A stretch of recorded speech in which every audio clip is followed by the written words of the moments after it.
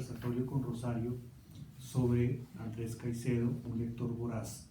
Hace, creo que fueron 2 años, un año largo, que nos reunimos en la librería para conversar sobre este tema, que es un tema inagotable, y para eso estamos acá. El que quiera participar o preguntarle algo a Rosario puede hacerlo en cualquier momento.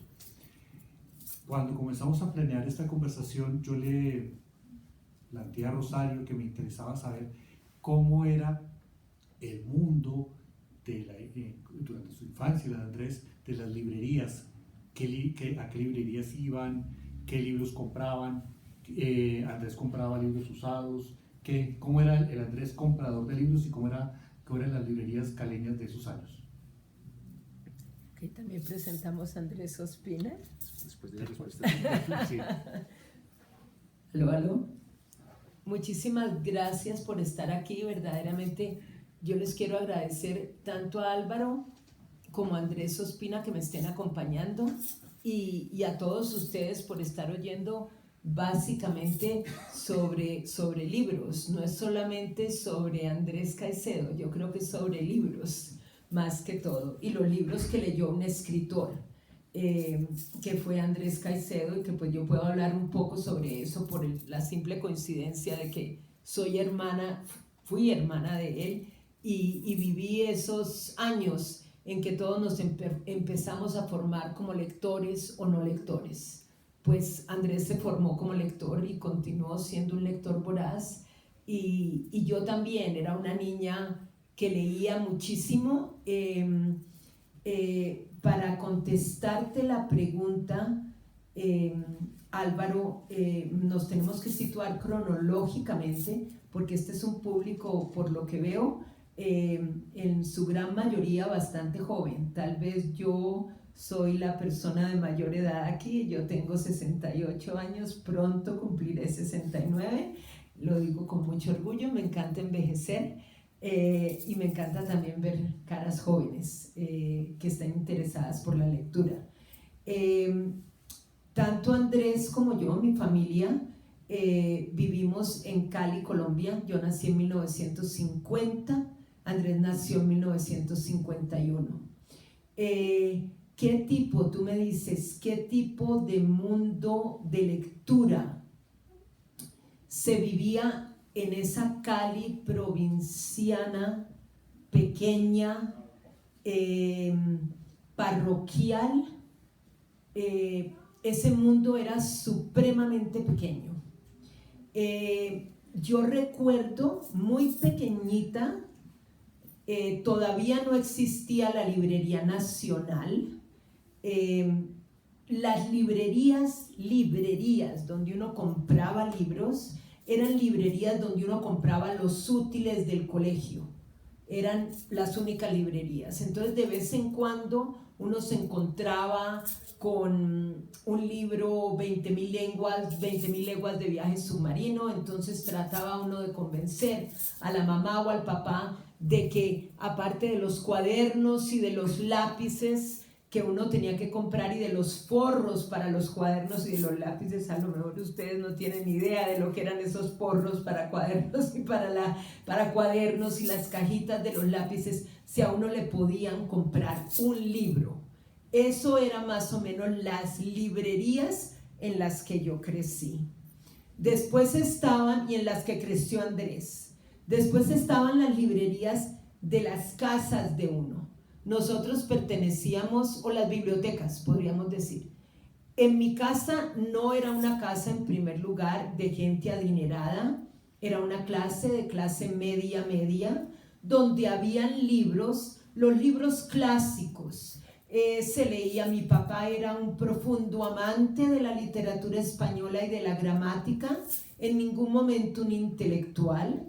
Tenía Don Quijote de la Mancha, tenía lo que llamo yo el pequeño canon literario de la literatura española, Lope de Vega, el revolucionario Federico García Lorca. Nunca nos contaron la historia de Federico García Lorca, ni por qué lo habían matado, etcétera, pero mi papá tenía las obras de García Lorca. y nosotros leíamos esos libros. Lo que yo sí recuerdo muy claramente, yo personalmente aprendí a leer primero que Andrés. Andrés tuvo dificultades al aprender a leer, no solamente dificultades de aprender a leer, sino de aprender a hablar. Era profundamente tartamudo y fue tartamudo hasta que murió. Por lo tanto, para Andrés, los libros y que le leyeran era un gran síntoma de placer. Y teníamos también la biblioteca de mis abuelos que vivían al pie de la casa, donde a mi abuelo le encantaba empastar cromos viejos, las revistas viejas donde habían todos esos maravillosos cómics, como les llamábamos, como le llamábamos en esa época, de Mandrake y Narda. Había cómics de Superman y a Andrés le encantaban los cómics. Él quería, desde muy chiquito, la primera vez que yo le oí decir algo de lo que él quería hacer en la vida, él quería dibujar y convertirse en un autor de historietas cómicas, como se le llamaba en esa época, y hay todavía pequeños cuadernos donde Andrés escribe lo que digo yo, la primera versión del atravesado es un pequeño cómic que él hace. Yo quiero concentrarme en algo que no es exactamente un libro, ya que tú me dices, dime cuáles eran los libros que se leían y cómo era ese concepto de ir a las librerías. Biblioteca pública, en la vida recuerdo es decir, que yo estaba creciendo, haber una biblioteca pública en Cali. Yo recuerdo, y lo he dicho muchas veces, un edificio que se llamaba Biblioteca Pública Departamental, donde para hacerle honor a García Márquez no había libros, no había absolutamente ningún libro, había la entrada. Yo la conocía porque era donde nosotros, las niñas del colegio, íbamos a practicar deporte en la parte de atrás, pero yo no recuerdo libros en la Biblioteca Pública Departamental. ¿Cómo nos empezamos nosotros? ¿Cómo se interesa uno en querer leer? Yo pienso que uno, personalmente, pienso que uno se interesa en querer leer en el cuento que le van a contar a través de alguien que le cuente a uno un cuento. No tiene que ser necesariamente un libro. Y nosotros crecimos, como lo he dicho yo muchas veces, con tal vez la mejor cuentista oral que yo he conocido en mi vida, que fue mi mamá. Si Andrés Caicedo empezó a amar la palabra escrita y la palabra hablada y el cine, fue a través de Nelly Estela de Caicedo, mi madre, que era, hagan de cuenta, la Cherazada de las Mil y Una Noches. A mi mamá, entre paréntesis, era el libro preferido de ella, no el libro preferido, el cuento preferido. Mi mamá nos contó las Mil y Una Noches, Andrés, y nosotros quedamos completamente fascinados. Yo recuerdo a Andrés hacerle repetir a mi mamá el cuento de este sultán que no mata a una mujer porque le está contando cuentos. Entonces yo quiero hacer el énfasis de cómo un cuento bien contado es el principio de todo buen libro, el cuento oral. Y después viene la fascinación con la palabra escrita.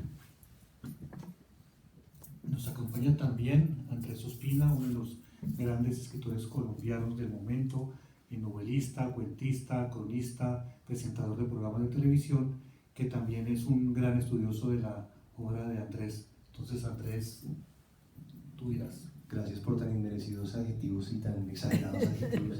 Y gracias a ustedes y qué gusto estar con este par de contertulios a quienes quiero tanto. Estábamos hablando de pensar que los caicedianos somos una familia. De alguna manera todos estamos unidos acá porque nos interesa Caicedo, porque nos ha tocado su obra o porque él ha sido una inspiración para nosotros. Y qué privilegio tener a Rosario de primera mano para que nos cuente tantas cosas, ¿no? Yo veo a Rosario como esa tía bacana que todos quisiéramos tener en la vida, como algo así. Entonces qué bueno tenerla con nosotros. Y yo me quisiera remontar a ese Cali o a esa Cali que tú estás describiendo, de esos tempranos 60 de alguna manera, la Cali en la que Andrés Caicedo fue preadolescente, luego adolescente, y me imagino a Andrés Caicedo como un personaje bastante curioso, bastante peculiar y bastante exótico en ese entorno, y me pregunto de alguna manera primero qué mirada había con respecto a un jovencito, a un niño que estaba con la cabeza metida en libros y en bibliotecas y en un mundo de fantasías, incluso a veces fantasías muy terroríficas, y si en algún momento, pues cuando él empieza a tomar el rumbo de algunos textos algo más vampirescos, menos Mandrake, menos Superman, y descubre a Edgar Allan Poe, si en algún momento alguien por ahí dice, como no faltan, dice, oye, este muchacho se va a enloquecer, o una especie de censura, que es lo que estamos viviendo en este momento en el país. ¿Ocurrió eso de alguna forma, como esos censores o esos que se determinan a excluir a quien es diferente en la vida de Andrés? Claro. Perdón. Una pregunta muy buena. Yo pienso que verdaderamente diste en el clavo de muchas cosas, ¿no? Porque yo pienso que la censura en general siempre se da con respecto a las ideas y a las ideas diferentes, y no es una coincidencia que los libros hayan sido el objeto de la censura desde el primer momento. Yo creo que se empezó a tener el concepto de alguien está censurando algo. La censura y las ideas. Recordémonos a Galileo, por ejemplo. La forma como Galileo fue censurado por la Inquisición fue básicamente por lo que estaba escribiendo y por lo que estaba pensando, que era distinto. Y cualquier caso de la Inquisición, yo hace poco me leí un bello libro sobre las mujeres que fueron asesinadas, diría yo, en la Inquisición en España, y básicamente la gran mayoría de ellas eran mujeres que cuestionaban y mujeres que leían. Vayan ustedes en estos momentos que tenemos toda la información, como se dice, en la punta de nuestros dedos, váyanse ustedes al internet y ustedes se dan cuenta que a las mujeres se les mataba porque las mujeres leían, las mujeres sabían leer, las mujeres estaban aprendiendo a leer, y eso era un signo de que eran brujas, por lo tanto se les mataba por eso. Que Andrés se lo haya censurado desde un principio porque era un niño distinto desde un principio, evidentemente se lo censuró. Se lo censuró en el colegio. Andrés pasó por todos los colegios de Cali, es decir, desde kinder hasta bachillerato. A duras penas se graduó de bachillerato, es decir, se graduó en lo que llaman ahora un colegio de garaje. En esa época no lo llamábamos colegios de garaje, pero lo llamábamos bachilleratos nocturnos, donde mi papá le suplicó, una palabra que se usaba muchísimo en la casa con Andrés: te suplico, mijito, que hagas esto, te suplico, mijito, que te cortes el pelo, te suplico, mijito, que no te pongas un chumbe de correa. ¿Qué va a pensar la gente? ¿Qué va a pensar? Esa palabra se me quedó a mí como muy temprano. Andrés y yo éramos muy cercanos cronológicamente. Yo nací en el 50, Andrés nació en 1951. Hay dos hermanas mucho mayores que nosotros, por lo tanto, cuando estábamos pequeños había como dos grupos filiales. Las hermanas mayores. La hermana mayor mía me lleva casi 9 años, por lo tanto una mujer de 18 años es muy distinta a una niñita de 9, o sea, éramos completamente aislados de ese grupo que era tan grande. Entonces Andrés y yo desarrollamos una unión muy muy fuerte a nivel del interés y a nivel de la curiosidad, sinceramente, que yo sentía por un niño tan supremamente brillante, pero yo no tenía las palabras. Recordemos 5 y 6 años, yo no tenía las palabras para imaginarme que ese niño era brillante, que ese niño era muy inteligente. Yo lo que sí sabía era que era muy distinto a mí, que era supremamente distinto a mí, que decía cosas que yo no entendía, que quería hacer cosas que yo no me imaginaba que yo pudiera hacer, y que cuestionaba muchísimo, que cuestionaba a mi mamá, por ejemplo, en el concepto de Dios. En esa época, pues ustedes no saben, muchos de ustedes no crecieron con el catecismo astete, como yo crecí, lo que uno tenía que memorizar todo el tiempo para poder, había clases de religión obligatoria, y yo memorizaba, yo era muy buena memorizadora, yo me memorizaba todo el catecismo astete, y un día recuerdo a Andrés decirle a mi mamá, yo no me quiero memorizar el catecismo porque no le encuentro lógica, no lo dijo así, pero no encuentro la razón de memorizar respuestas hacia algo en lo que yo no creo, que es Dios. Imagínense ustedes en 1958, 1959, oírle a un niño decir que no creía en Dios. Eso era verdaderamente algo que mi mamá lo consideró una afrenta personal, porque era una persona profundamente católica, y evidentemente lo que le dijo fue que tenía que creer en Dios, y yo me imagino que Andrés se dio cuenta, ok, voy a ser la última vez que voy a decir que no creo en Dios. Pero esa censura por el ser diferente la sintió desde un primer momento. Hay un libro que tú trajiste, Rosario, para mostrárnoslo, y acabo de enterarme que no está completo, que es una parte. El libro se llama, es un libro que publicaron muchos años después, El libro negro de Andrés Caicedo, La huella de un lector voraz. ¿Cómo era eso que Andrés sistematizaba todas sus lecturas, anotaba todo, llevaba un inventario de lecturas? ¿Tú lo recuerdas viendo? ¿Recuerdas ese libro, viendo él anotar? ¿Te contaba por qué anotaba eso? ¿Cómo era esa historia? Claro.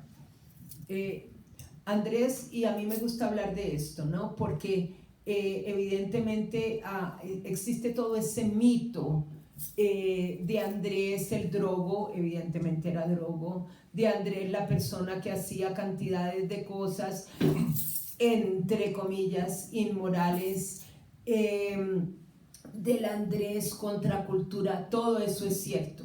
De lo que no se habla mucho es de la profunda disciplina de Andrés como escritor. Andrés se mató de su propia mano a los 25 años. Andrés escribió conscientemente, sintiéndose que iba a ser escritor desde los 10 años. O sea, tuvo... y después empezó a escribir a los 10 años, pero cuenticos pequeños, dibujos, etc. Pero ya a los 15 años tenía una decisión clara de que eso era lo que iba a hacer. Iba a ser escritor, iba a ser director de teatro, iba a ser actor de teatro, y los años activos literarios de escritura de Andrés Caicedo fueron 10.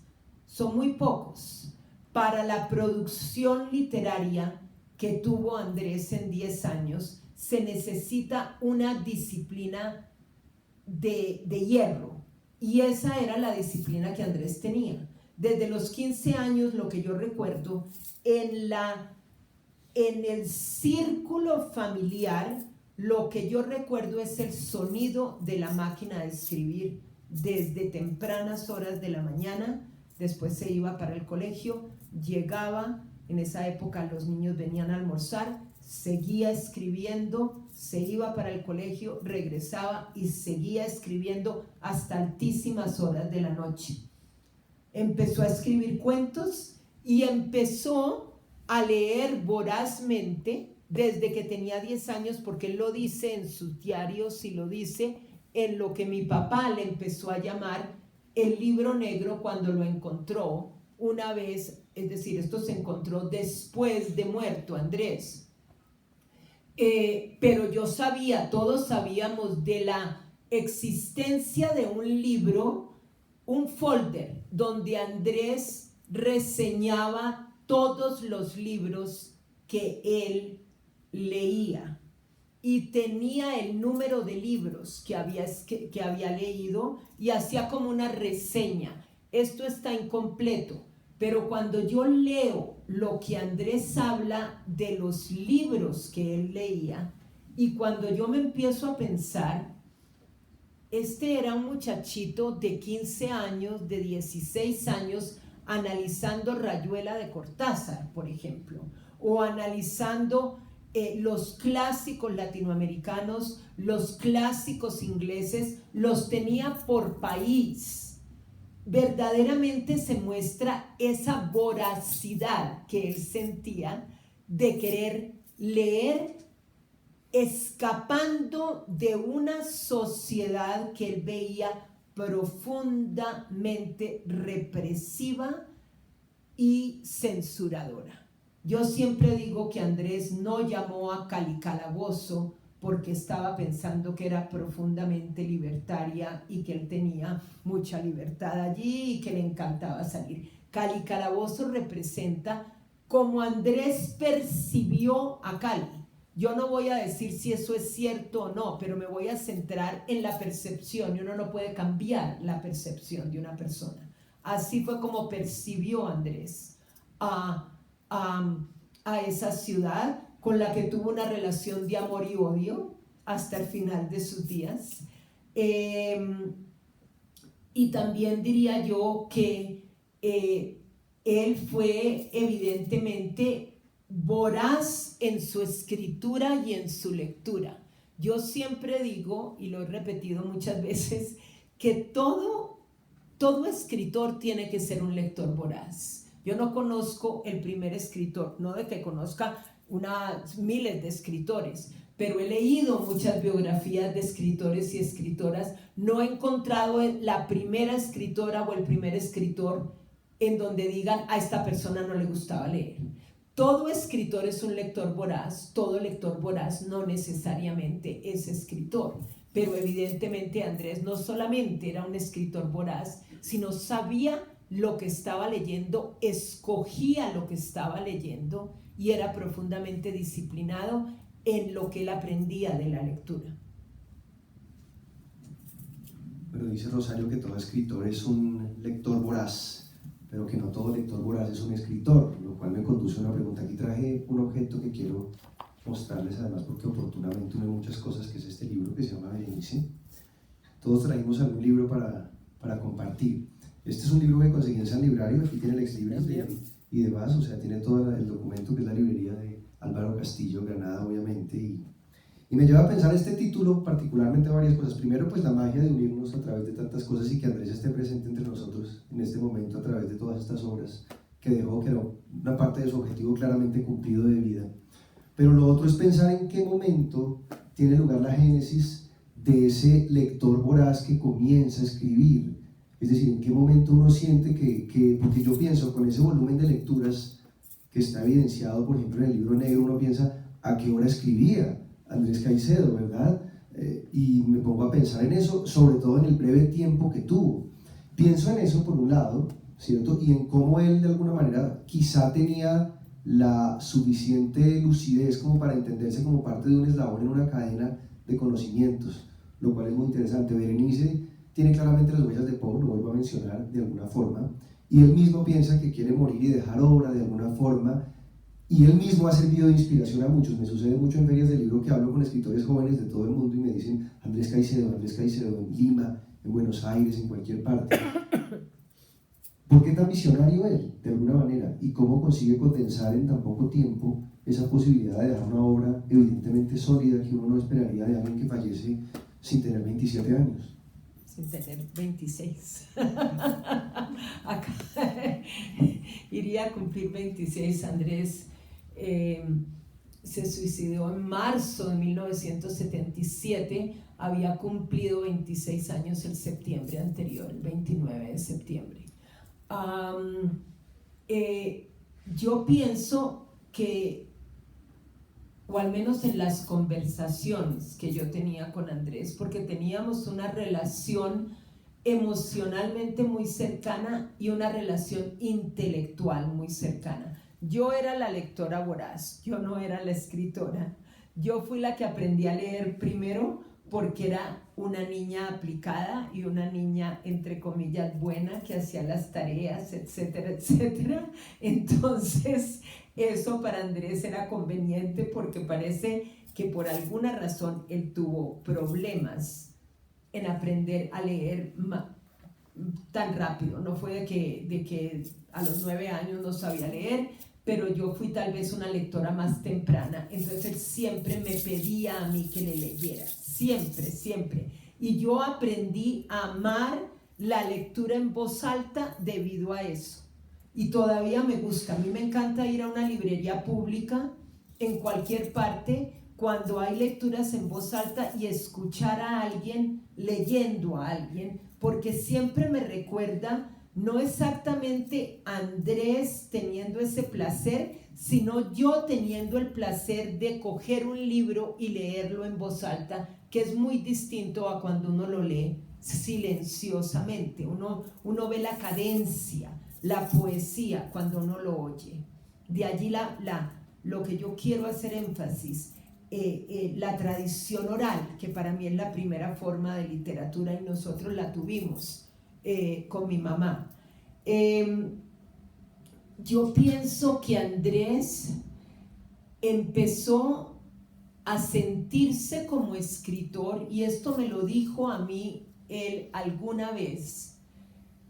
Andrés tenía un problema profundo en comunicarse verbalmente. Entonces imaginémonos a una persona que ama la palabra, que ama el comunicarse a través de la palabra y que no se puede comunicar porque el tartamudeo de Andrés era bastante grave.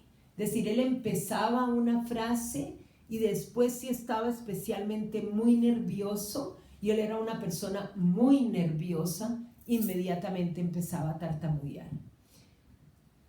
Para Andrés, el hecho de imaginarse, tal vez leyendo, que él podía poner pensamientos que él tenía que no podía manifestar verbalmente en una página en blanco, yo siempre he pensado que ese fue el nacimiento de Andrés como escritor.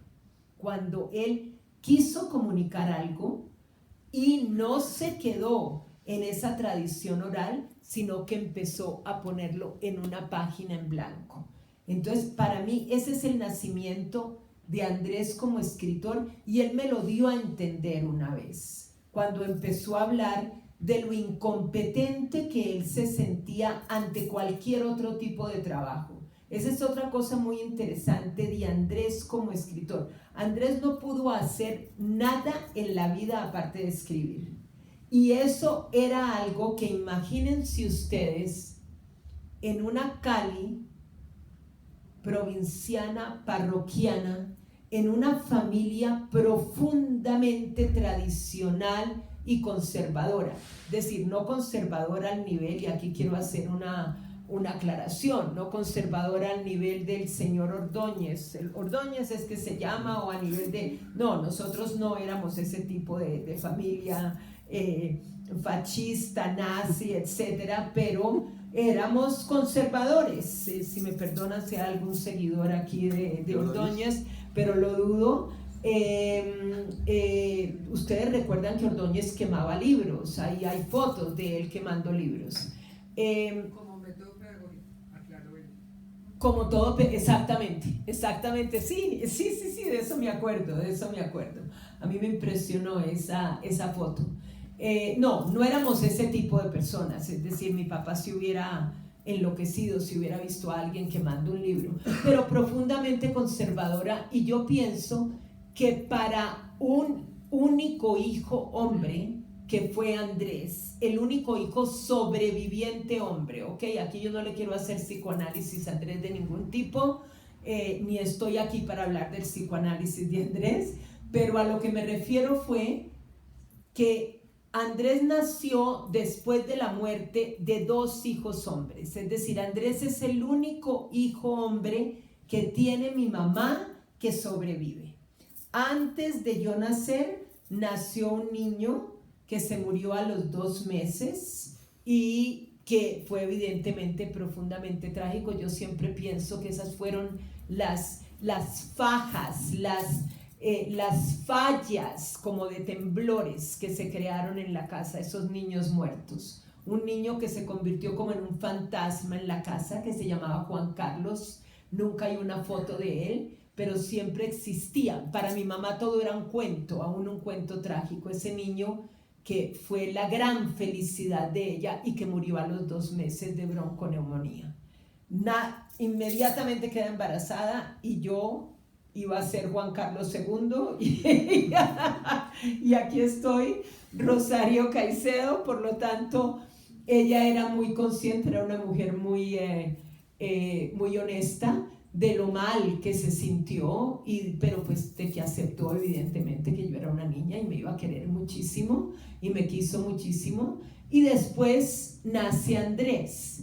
Entonces, para mis papás eso fue y lo sigue siendo en el mundo entero. Si a alguien le preguntan, ¿usted qué quiere tener, un hombre o una mujer? La gran mayoría de las parejas escogen tener un hombre.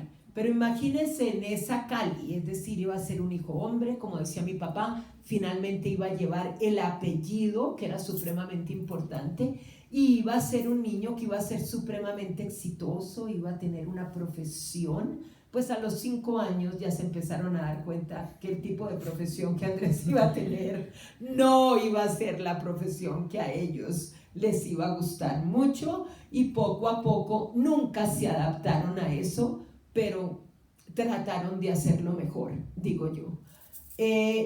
Después hay otro hijo que nace, otro hijo varón, cuando yo tenía 7 años,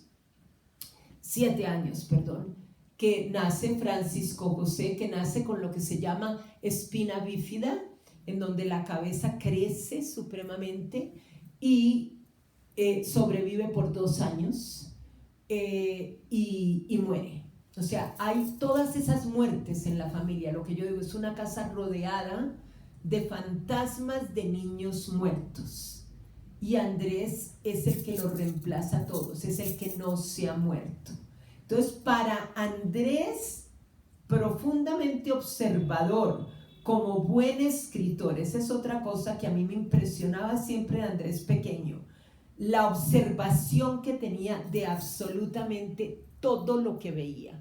Y él me decía a mí, mira, por ejemplo, había una fiesta en la casa de Navidad o cualquier cosa, y la forma como él describía al tío que venía de Popayán, a la mesa, a todo, yo decía, Dios mío, pero yo no me doy cuenta de esto. Yo pensaba que, porque es que se da cuenta de tantas cosas. Pues ese es el escritor naciente. El escritor tiene que ser observador.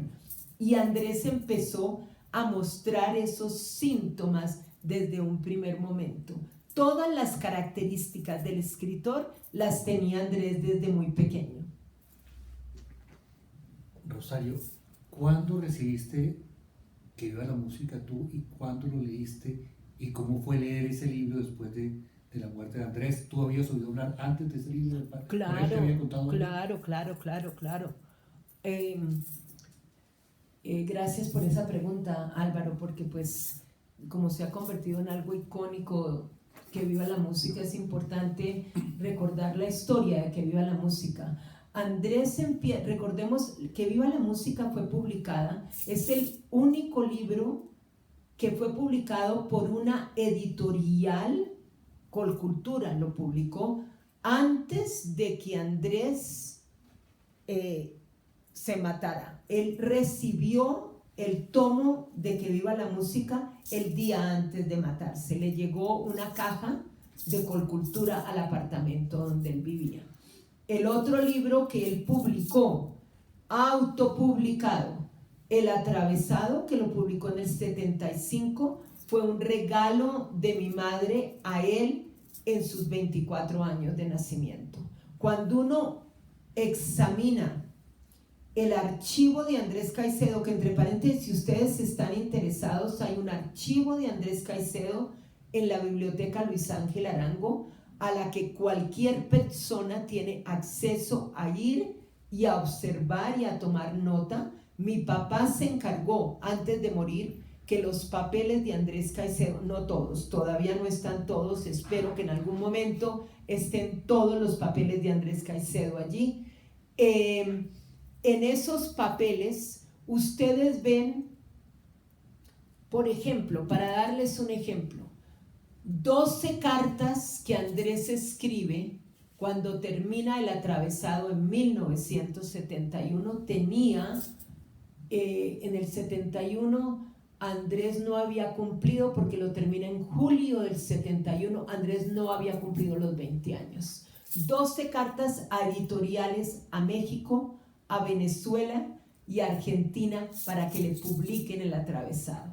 Absolutamente ninguna editorial se lo publica. Hay algunas editoriales que le dicen sí se lo publicamos y le mandan un cheque por $20 y Andrés cambia el cheque y nunca se sabe más de la editorial y nunca se publica. Recordemos que esto es antes es el siglo pasado, no hay internet, no hay nada. Lo único que hay son cartas que uno espera que por milagro lleguen a su destinatario. Entonces todo se demoraba.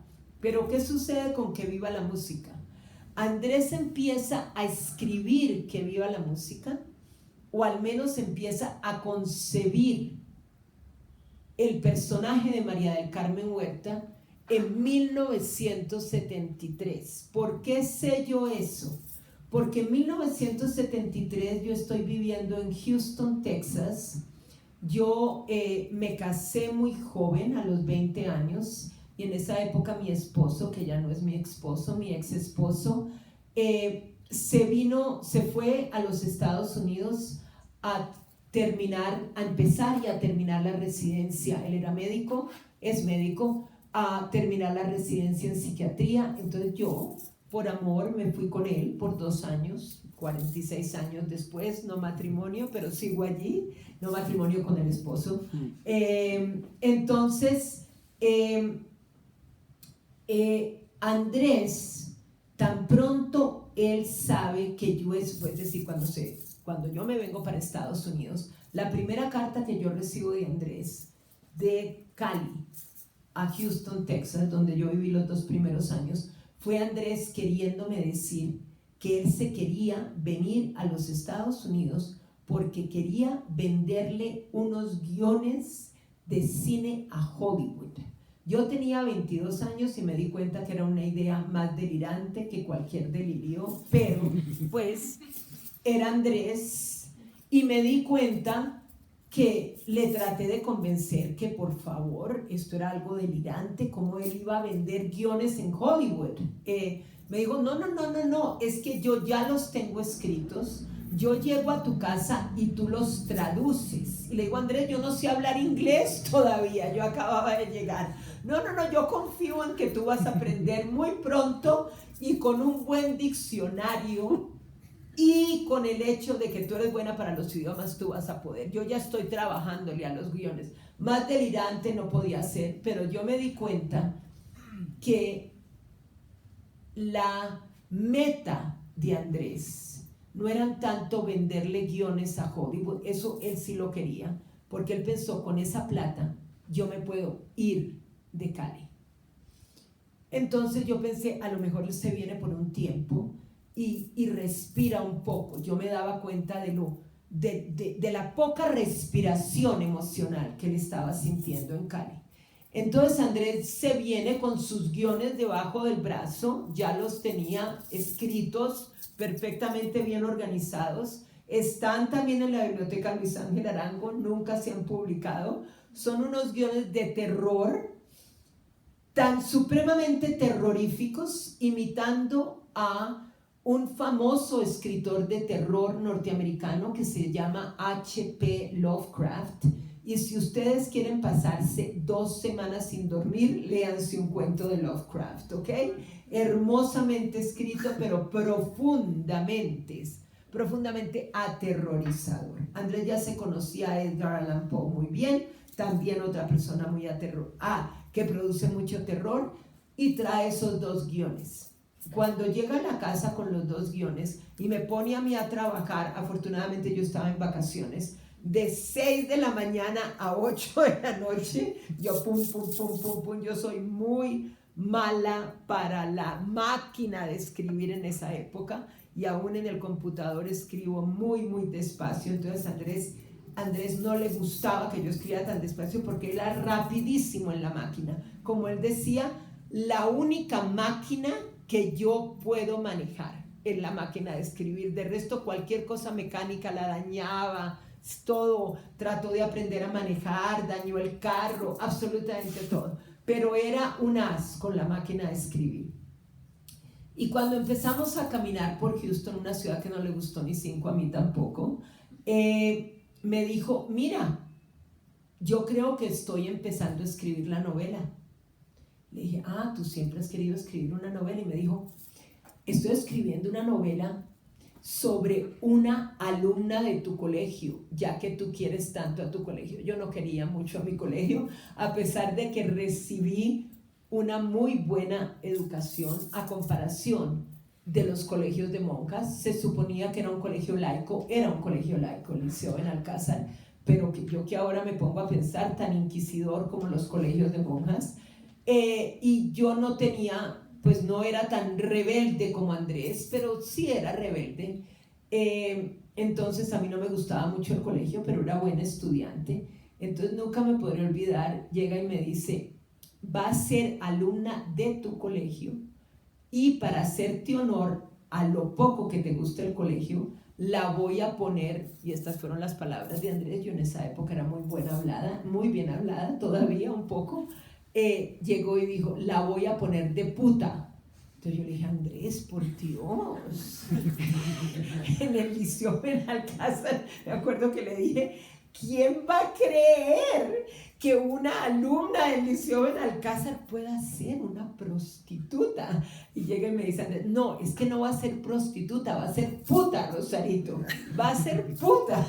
Y yo quedé, lo confieso, 21 años completamente escandalizada, pero me empieza a leer apartes de lo que decía María del Carmen Huerta, y a mí me encantó.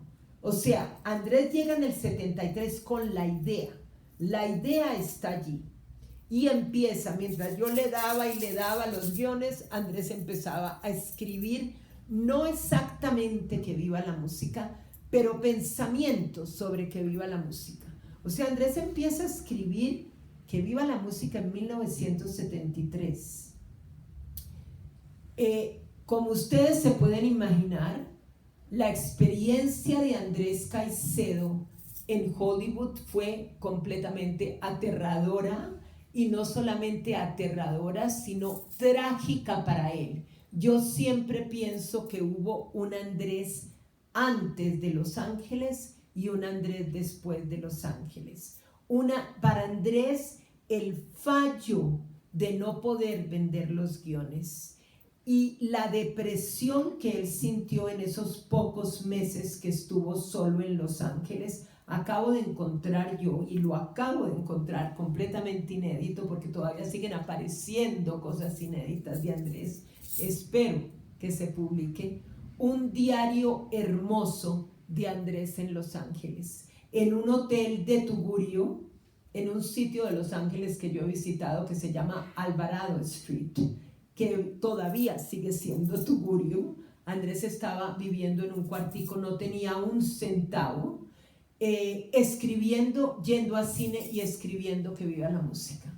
Andrés empieza a escribir que viva la música. Por eso, si ustedes, no tenemos que viva la música aquí, ¿no es cierto? Eso no. Ok, si ustedes ven el final de que viva la música, dice María del Carmen muerta, y al final, en paréntesis, pone AC Andrés Caicedo, Los Ángeles, Cali. O sea, allí es donde empieza que viva la música. Y él se regresa de Los Ángeles completamente derrotado. Yo recuerdo haberlo recogido del aeropuerto y haber pensado, yo era una persona muy joven y una persona profundamente ingenua en muchas cosas, producto de la forma como se educaban a las mujeres en esa época, las niñas, como se nos llamaban cuando teníamos 20, 22 años, éramos niñas, muy distinta, casada a los 20 años, pero muy ingenua. Pero yo sí recuerdo sentir algo muy dramático cuando yo recogí a Andrés del aeropuerto. Era como que algo se le hubiera perdido, como como que el optimismo ya no lo tenía desde ningún punto de vista. Y me acuerdo que me dijo: acaba de llegar tu llanero literario. Ustedes se acuerdan que había una tira cómica de un llanero solitario, que a él le encantaban las tiras cómicas, le encantaban las películas del oeste. Acaba de llegar tu llanero literario sin nada que mostrar. Y se regresa a Cali y empieza y continúa escribiendo Que viva la música. 1973, Andrés se viene a Cali en el septiembre del 73, escribe todo ese tiempo, escribe todo el 74, no solamente Que viva la música, cuentos, teatro, reseñas cinematográficas, dirige Ojo al Cine, busca películas, pero continúa pensando en terminar Que viva la música. En 1974, la última vez, diciembre 74, enero del 75, Andrés termina Que viva la música en Silvia, Cauca, y me muestra a mí, yo lo fui a visitar con mis papás, me muestra a mí el manuscrito original, que es todo a mano, que está en estos momentos, entre paréntesis, está en exhibición en la Biblioteca Luis Ángel Arango, y me dice: terminé con la puta María del Carmen y estoy muy contento. Y empieza a tratar de que lo publiquen. Y se demora del 75 al 77 para que Juan Gustavo Cobo Borda, que era el director de Colcultura, confíe en la novela de Andrés Caicedo, porque le publica otro cuento en otra antología que se llamaba Obra en Marcha. El tomo 2. El tomo 2, aparece un cuento de Andrés y se anuncia que pronto saldrá la novela Que viva la música. Entonces esa es la historia de Que viva la música. Yo estaba en New Haven. En esa época ya me había venido de Houston, Texas, a vivir en New Haven. Yo ya había tenido a mi primera hija, que tiene ahora 43 años, cuando recibo la llamada de que Andrés se ha suicidado un viernes. Nunca me podré olvidar. En ningún momento me sorprendió, eso no quiere decir que no me dolió muchísimo, pero no me sorprendió, yo me lo esperaba. Andrés había tenido varios intentos de suicidio y hablaba continuamente de una muerte planeada. Y hablé con mis papás y me tomó una semana venir a Colombia, porque yo había estado aplicando, yo y mi ex esposo estábamos aplicando para una visa permanente y no podíamos salir sino con un permiso especial. Entonces yo llegué a la semana de Andrés estar muerto y ya enterrado, pero él alcanzó a ver el libro físico, lo alcanzó a ver, o sea que eso siempre me produce a mí una gran alegría, y parece que estaba muy contento. No, ahora lo preguntaba por Que viva la música, pero yo quisiera preguntar por El atravesado. Quisiera preguntar por ese libro autoeditado, además con el patrocinio de Caitela. De Nelly Estela de Caicedo. Pero Caitela era la firma, era... No, eso fue después. Entonces estaba No. patrocinado por la señora Nelly. Nelly Estela de Caicedo, su madre, que nunca lo leyó. Mi mamá nunca lo leyó, porque mi mamá la ha definido como una persona profundamente honesta. Aquí tengo que decir una cosa: he mencionado muchísimo a mi mamá, y mi mamá, que era una persona no solamente honesta, sino muy realista. Ella, cada vez que iba a algún funeral y que las personas empezaban a hablar sobre la gente que estaba muerta, y empezaban a hablar sobre qué maravilla, qué cosa tan extraordinaria que era fulana de tal o fulano de tal o algo, y a mí me tocaba ir a acompañarla a un entierro, salíamos y me cogía, ella siempre lo cogía uno así y me decía: mijita, el día que yo me muera, y me vuelvan santa, ese va a ser el día que por la noche yo te voy a jalar las piernas porque odio a los santos. Y era profundamente católica, pero ella detestaba ese concepto romántico que se hace de una persona muerta, que todo es perfecto. Entonces ella me decía, no me vayan a volver santa cuando yo me muera.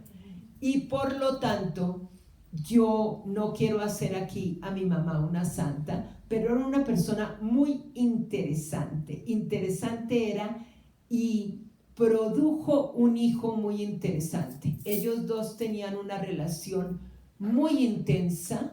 Ella no tenía ningún empacho en decir que era su hijo adorado y su hijo preferido.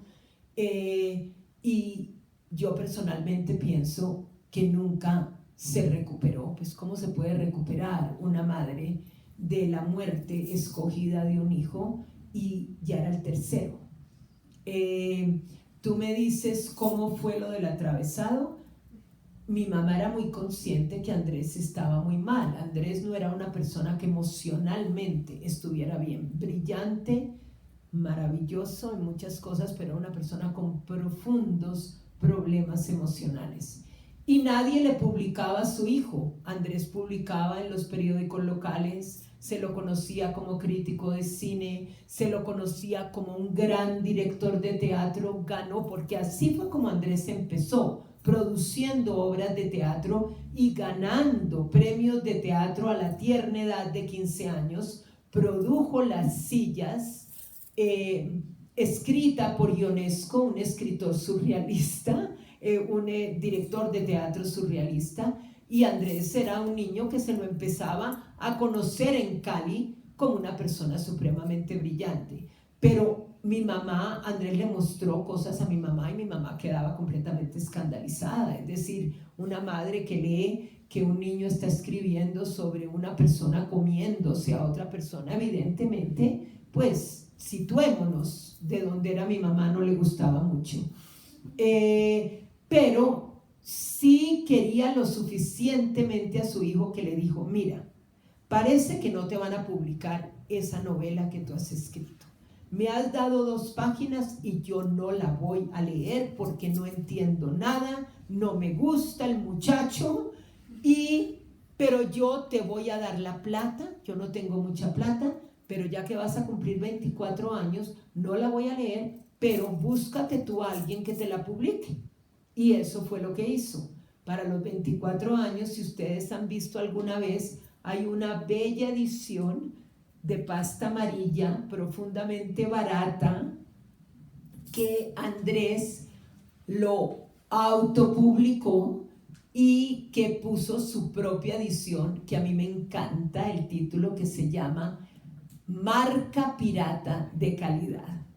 Le encantaba la piratería y era otra forma de revelarse. Él mismo hace la carátula, él dibujaba, entonces coge un disco de los Rolling Stones pirata que compró conmigo en los Estados Unidos y hace como una imitación del atravesado, que es la imagen de Keith Richards, el guitarrista de los Rolling Stones, el chico malo, sobre todo los chicos malos. Esa es la historia del atravesado. Y parece, otra cosa que es muy interesante, creo que solamente mi mamá tenía dinero para producir 300 ejemplares, y todo el mundo que conoce a Andrés y que era amigo de Andrés en esa época dice que piensa que no debió haber vendido absolutamente ninguno, porque empezó a dedicárselos absolutamente a todo el mundo. A todo el mundo le regaló una edición, pero sí vendió unos, porque yo tengo recibos de Andrés a mano en puestos de revistas ambulantes en Cali, que dice: el fulano de tal recibió del joven Andrés Caicedo 4 tomos del atravesado, no se le comprarán hasta que no se vendan, y después se ve que Andrés ha regresado y no han vendido ninguno. Hay que anotar que ese libro hoy es un objeto de culto y que es un libro de muy difícil consecución, lo saben los libreros. digamos que entre los admiradores de Andrés Caicedo es una pieza muy, muy apetecida, y pensar que la estaba repartiendo y regalando a todo el mundo, ¿no? Hubiera sido bueno caer entre los afortunados poseedores de esa pieza, ¿no? Exacto. Yo quiero pedirte, Rosario, que nos leas la segunda vez que aparece el atravesado. Aparece en este libro, en esta edición de Berenice, que salió en el año 77, después de la muerte de Andrés. 78, creo 78, que sí. ¿sí? Es la primera vez que aparece en una editorial grande. Mi papá empieza a organizar absolutamente todo, pero esta entre paréntesis, yo nunca la había tenido, no la había podido tener, y a mi papá le robaron desgraciadamente muchos libros. Mi papá le daba cabida absolutamente a todo el mundo que quería venir a hablar de Andrés, en la casa de ellos, etcétera, y se perdieron muchas cosas de Andrés, sinceramente, porque mi papá era una persona muy, muy confiada, y la otra cosa era que mi papá, después de la muerte de Andrés, ellos tuvieron una relación profundamente conflictiva, profundamente problemática la vida entera. Mi papá nunca entendió cómo Andrés no podía ganarse la vida, entre comillas, y evidentemente no se la ganó. Por lo tanto, la relación de padre e hijo no fue buena en ningún momento. Algo que yo siempre digo y que siempre admiraré fue que mi papá tuvo una epifanía total en el minuto, y es el minuto en que Andrés Caicedo se suicida. Al otro día, mi papá estaba organizando los papeles de Andrés Caicedo, papeles a los que nunca le había prestado muchísima atención, y se pasó su vida organizando los papeles de Andrés. Y no solamente organizando los papeles de Andrés, sino hablando abiertamente de la relación tan conflictiva que había tenido con su hijo, y de cómo él quería subsanar esa relación volviendo a reconectarse con el hijo muerto. Y siempre terminaba diciéndome: mi hijita, más vale tarde que nunca. Valga la pena decir, yo no era que tuviera una relación profundamente conflictiva con mi papá, pero teníamos una relación respetuosa pero distante. Pero a él le gustaba hablar, y le gustaba hablar de literatura. A mí me ha encantado la literatura, yo lo escuchaba, y le gustaba hablar de Andrés y de la relación, de cómo él había descubierto al hijo a través de lo que Andrés escribía. Por esa introspección lo admiro muchísimo, y por eso siempre lo menciono cuando estoy hablando de Andrés Caicedo. Yo soy madre, tengo 2 hijos, tengo la experiencia de saber lo que es tener un hijo. Eso no quiere decir que les estoy diciendo a todos ustedes que deben tener hijos y que es algo extraordinario y que todo el mundo se debe reproducir. No, lo que estoy diciendo es que es una experiencia que lo marca a uno, y por lo tanto entiendo, me imagino lo que debe uno sentir cuando un hijo escoge matarse, y me imagino el dolor que debió haber sentido mi papá de haber leído absolutamente todo lo que Andrés escribió y haber deseado que todo fuera publicado. O sea que no solamente como hija de Carlos Alberto Caicedo Arboleda, pero como persona humana lo admiro muchísimo. Pues antier creo que fue, Rosario fue a la librería y le mostré Berenice, y me llevé la sorpresa de que no lo tenías. No. Entonces fue de verdad un honor inmenso poder venderte a ti un libro de tu hermano. Pensé que se lo había regalado. No, tampoco. Pero te voy a contar que el ejemplar que yo tengo de la primera edición del Atravesado me lo regaló una exnovia a quien tu papá se lo regaló cuando ella trabajaba en la editorial Norma, y sacaron el Atravesado en la colección Milenio, y él le dio uno. Y ella, sabiendo de lo que yo quería en la literatura de Andrés, me lo regaló, por eso yo lo tengo. O sea, tú tienes el original de Pasta Amarilla Sí, yo tengo ese. y mi papá se lo regaló A esta persona, Sí, ¿no? así Y era ella mi me lo papá. regaló a mí. Así era mi papá, debía haber 3 que habían quedado allí. Mi papá llegó y le dijo, él tenía un acento popayanejo muy marcado porque él era de Popayán. Entonces él hablaba así, ¿por qué no se lo lleva para que lea algo bueno? Me lo imagino. Entonces quiero pedirte el favor que nos leas, para ver con tu voz, un poquitico acá del final del atravesado. Ok. ¿Qué quieres? Aquí hasta el final. Exactamente. Es una cosa bastante interesante ahora que ha habido tantas manifestaciones estudiantiles, etcétera. Vale la pena decir que Andrés, para las personas que se han leído El Atravesado, es toda una narrativa sobre una persona que evidentemente anda buscando tropel por las calles de Cali. ¿Espera? Es bien atravesado. Es bien atravesado, exactamente, es bien atravesado. Pero también habla de la situación social de Colombia, de Cali en esa época, y menciona los famosos disturbios estudiantiles del 71 en la Universidad del Valle, donde un estudiante muere, donde Bambuco muere. O sea que Andrés era muy consciente. Nunca perteneció a un partido político porque Andrés, como decía, no puedo pertenecer a nada que tenga más de 2 personas.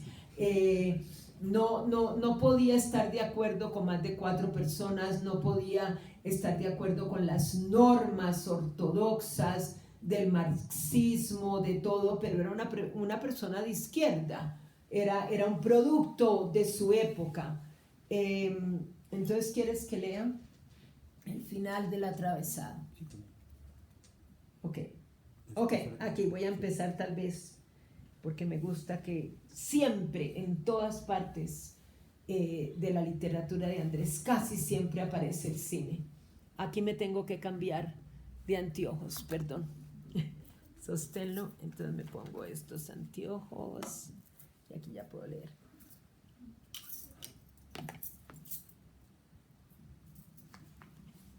Ese es el final del atravesado, que lo escribió en el 71. Y me meto a cine, solitario, y si no me gusta la película me paro y quiebro asientos. Grité cosas en el mundo de los aventureros y viene un mancito con linterna a decirme que dizque joven, sálgase, y yo que me sacara, y me sacaron entre 8. Que dése cuenta que me conocen en San Fercho, por la 15 para arriba, en Siloé, en la villa, y todo el mundo me saluda, y si la tropa me persigue, todas las puertas se me abren, y pueden tumbar la puerta que no me encuentran nunca. El 26 de febrero prendimos la ciudad de la 15 para arriba, la tropa en todas partes, vi matar muchachos a bala, niñas a bolillo, a Guillermito Tejada lo mataron a culata, eso no se olvida. Que di piedra y me contestaron con metralla, que cuando hubo que correr, corrí como nadie en Cali, que no hay caso, mi conciencia es la tranquilidad en pasta, por eso soy yo el que siempre tira la primera piedra. Ese es el final del atravesado.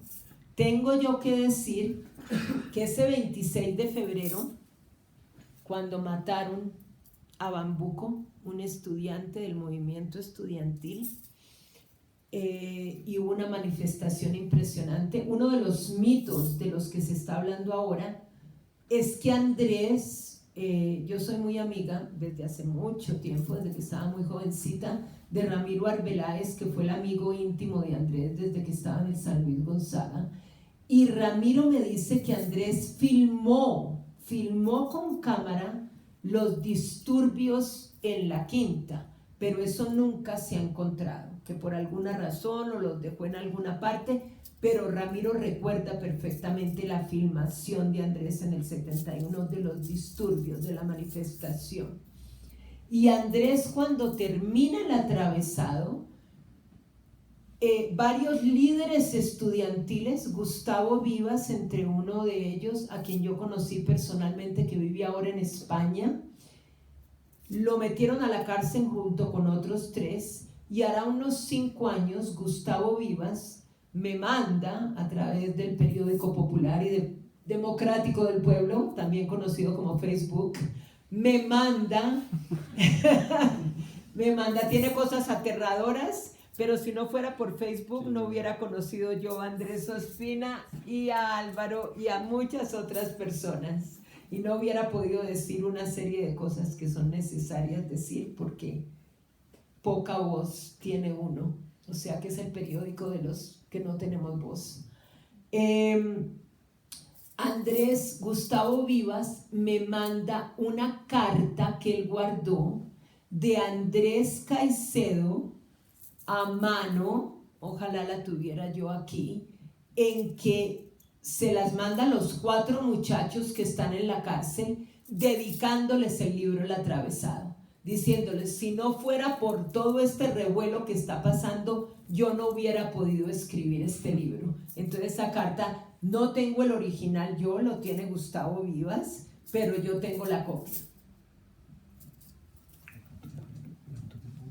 Sí, yo creo que es el momento de abrir el espacio para que intervengan ustedes con tertulios del otro lado. Entonces, yo creo que este micrófono alcanza hasta allá. ¿Ustedes qué opinan? Para que se pueda, para que quede registrado aquí, lo estamos grabando. Sí alcanza, ¿no?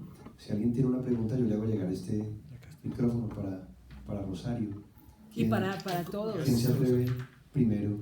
¿Este se lo dejamos entonces a Rosario? Sí, bien. ¿Alguno quiere preguntar algo? La timidez, o seguimos nosotros disparando entonces. Sería muy bueno que la gente preguntara. ¿No te recuerdo más lindo que tengas de él? Así. El recuerdo más lindo que tienes de Andrés. Tengo muchos recuerdos lindos.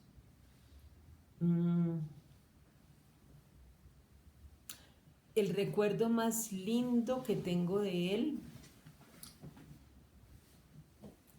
es yendo a cine con él. Íbamos muchísimo a cine desde que estábamos muy chiquitos, una situación cinematográfica completamente distinta a la que se vive hoy en día. Cali tenía múltiples teatros, mis papás nos mandaban a nosotros, no solos, o con las hermanas o con una muchacha del servicio, me imagino que se querían deshacer de nosotros, descansar de nosotros. Entonces después de la misa de las 9, obligatoria de las 9, vivíamos exactamente al frente de la iglesia de Santa Mónica, nos llevaban a cine y nos permitían que viéramos la primera película, la segunda película, la tercera película, es decir, todo el tiempo nos permitían que nos quedáramos en cine. Y de los recuerdos lindos que tengo de Andrés es ir con él al cine, desde chiquito hasta grande, porque es la única vez que lo recuerdo verlo plenamente feliz. Le encantaba reírse mientras estuviera viendo cine y tenía una sonrisa profundamente contagiosa. Si yo tengo que decir algo, era que lo contagiaba a uno, tenía un gran sentido del humor. Sí. Yo tengo una pregunta, yo quería saber de pronto de los autores, como hablan tanto que él era un lector voraz, ¿cuál creen que es, en él desarrolló como ese, pues aparte porque nombraron a Edgar Allan Poe, a Howard Phillips, cuál fue el que desarrolló como ese instinto de autodestrucción y ese aspecto tan sombrío que, pues, que estabas comentando? ¿Cuál de pronto sería, digamos, que tú puedas recordar, decir, sabes que sí, mira que leyó tal cosa, no sé, Dostoyevsky le marcó para siempre, no sé? ¿Cuál Mira, podría ser? Para decirte la verdad, yo no creo que fue un autor el que le marcó ese sentido de autodestrucción. Yo pienso que Andrés tenía ese sentido de autodestrucción antes de leer. Y eso era muy claro, muy, muy claro. Que escogió esos autores porque eran unos autores profundamente pesimistas ante la naturaleza humana. Yo no creo que fue el autor el que le dio el sentido de la autodestrucción, fue Andrés mismo. ¿Te quedas claro Sí, con la...? sí, no, de acuerdo. Tengo otra bueno. Claro, no, sí, dime otra pregunta y después... ¿Tienes otra pregunta? Sí, creí que Sí, y después... Me estaba recordando que al principio estábamos hablando cronológicamente de los años 50 y 60, de esa influencia paternal, de ese patriarcado que vivíamos en Colombia y que viene influenciado directamente de lo que hacían los norteamericanos y los europeos, y hablaba de Federico García Lorca. Entonces, yo te quería preguntarte cómo entra a chocar ese patriarcado, esa cultura en la que vivimos acá, con esas palabras tan libres o esos versos tan libres como los de García Lorca, o seguramente como Neruda, o de pronto más adelante como otros autores colombianos. Aquí como de pronto en esa casa tan conservadora, digámoslo así de una manera colombiana, entra un pelado tan liberal y como tan auspiciado por unos padres que son conservadores, ¿no? Porque me decías que por favor, que encarecidamente que se corte el pelo, que eso, entonces me parece que es muy... que le suplicamos que por Te favor, suplicamos, exacto, mijito. entonces como tu padre que viene trayendo todas esas ideas republicanas de allá de 40 años de dictadura de los españoles, ¿cómo hace para que eso entre y como que converjan esos dos mundos y no se destruyan? Bueno, pues yo pienso que allí está toda la, en cierta forma, para usar una palabra marxista, la dialéctica de la vida humana, ¿no? Es decir, Andrés coge ese conservatismo de la casa, que era profundamente conservadora, y lo convierte en algo para contar, en algo que se ve en cualquier tipo de literatura de Andrés. El escritor escribe, yo siempre pienso cuando oigo de parientes que se sienten profundamente incómodos por la literatura de Andrés, yo digo, Dios mío, ¿de qué escribe un escritor sino del comienzo? ¿Cómo empieza el escritor a comprender el mundo? ¿Cómo empezamos todos a comprender el mundo? Pero no todos somos escritores, a través de la familia. Y la familia se convirtió en una fuente literaria para Andrés. Andrés describe a la familia en su literatura.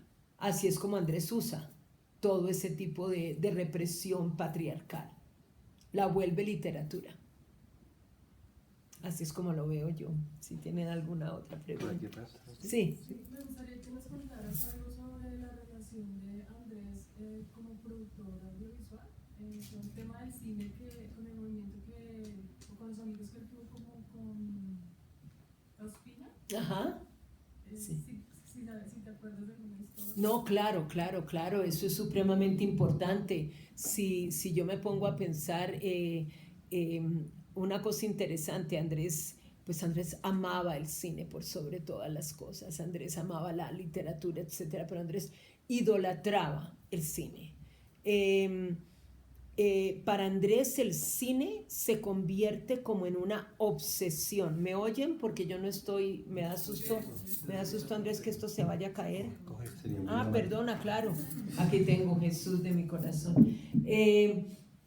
Andrés, una de las cosas que Andrés tenía como profundo interés era el cine, porque recordemos, Andrés empieza a escribir de cine más o menos entre los 15 y 16 años.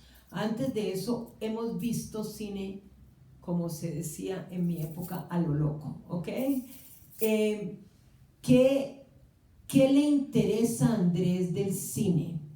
Pues en primer lugar que lo lleva uno a mundos mágicos, pero que él, esa persona disciplinada en la que yo me centro, podía saber de cine desde el principio hasta el final.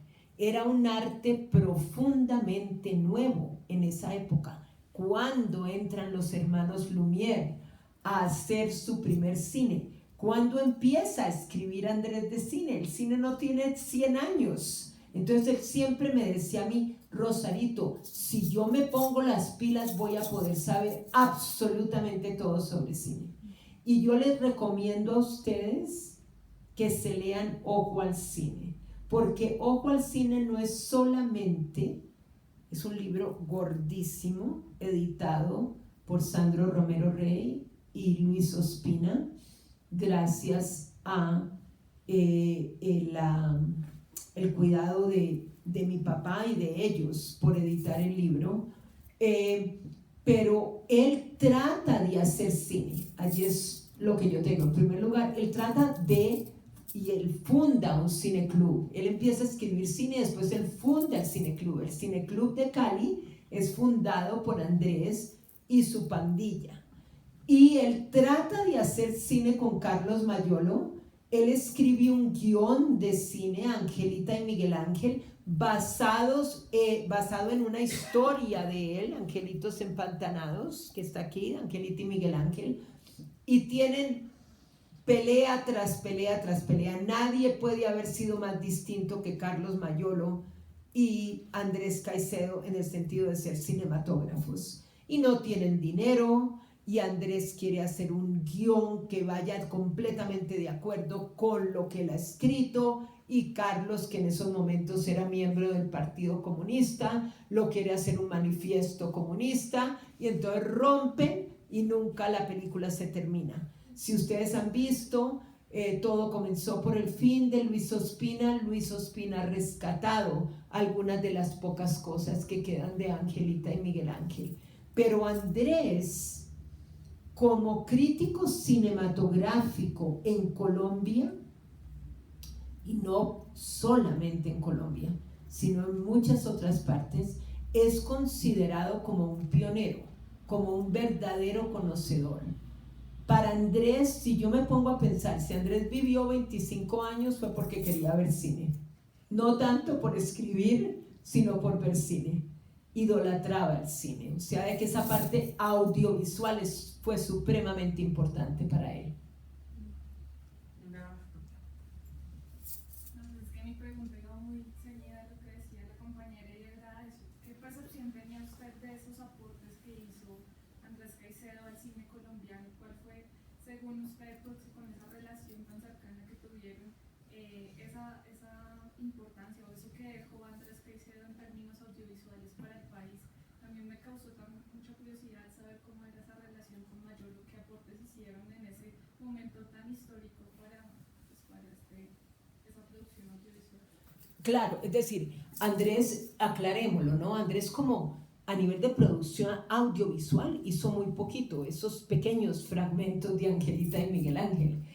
Como pensador cinematográfico, como estarle diciendo a la gente, ojo al cine, párenle atención al cine, piensen que esto es a lo que ustedes tienen que... Yo toda la vida, yo he dado entrevistas en que yo digo, Andrés era como un misionero. Hagan de cuenta como cuando llegaron los misioneros aquí a tratar de convertir a todo el mundo, de que todos teníamos que creer en el Dios cristiano. Andrés tenía el concepto que tenía que convertir a la gente a ver cine.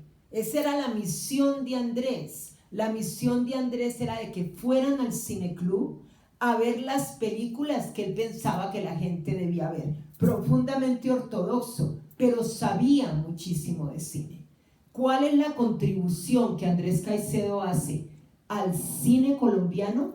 Que formó personas, Ramiro Arbeláez, que empezó a hacer teatro con él, que en estos momentos por muchos años fue decano de la Facultad de Comunicación Social de la Universidad del Valle, donde han salido extraordinarios cineastas. Tú hablas con Ramiro Arbeláez y él te cuenta que él aprendió de cine a través de Andrés. Andrés escogía las películas que se presentaban en el Cineclub de Cali. Andrés tenía un concepto muy claro de cómo ver cine. Mucha gente puede no estar de acuerdo con eso, pero la gente que se formó en Cali, en el Cineclub, muchas de esas personas se volvieron o críticos o directores cinematográficos. Luis Ospina sabía muchísimo de cine y había estudiado cine. Si uno se pone a pensar, fue el profesional de ellos. Y Carlos Mayolo pasó a hacer cine, etc. Pero Andrés, como pensador cinematográfico, yo he hablado con muchos jóvenes directores como Rubén Mendoza, como Jorge Navas, y te dicen de la influencia que tiene leer Andrés sobre cine. Sí. Tengo una curiosidad. ¿Tenía algún concepto, alguna cosa sobre la televisión? O sea, ¿pensaba en la televisión como un instrumento de contar historias? ¿O no le, digamos, no era un... No le gustaba ni cinco la televisión, no le gustaba la televisión, no.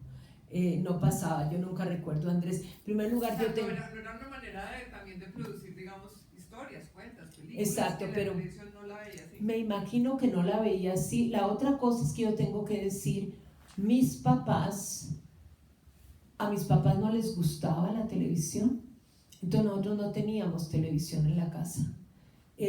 Nos daban, mis abuelos vivían cerca y nos daban como de premio escoger un programa a la semana donde nosotros podíamos ir a ver televisión. Por lo tanto, no crecimos con televisión. La primera televisión que tuvimos en la casa fue cuando yo tenía 15 años. En cierta forma yo me pregunto, yo no estoy aquí criticando a la televisión, yo pienso que hay cosas maravillosas de la televisión, pero yo no fui televidente.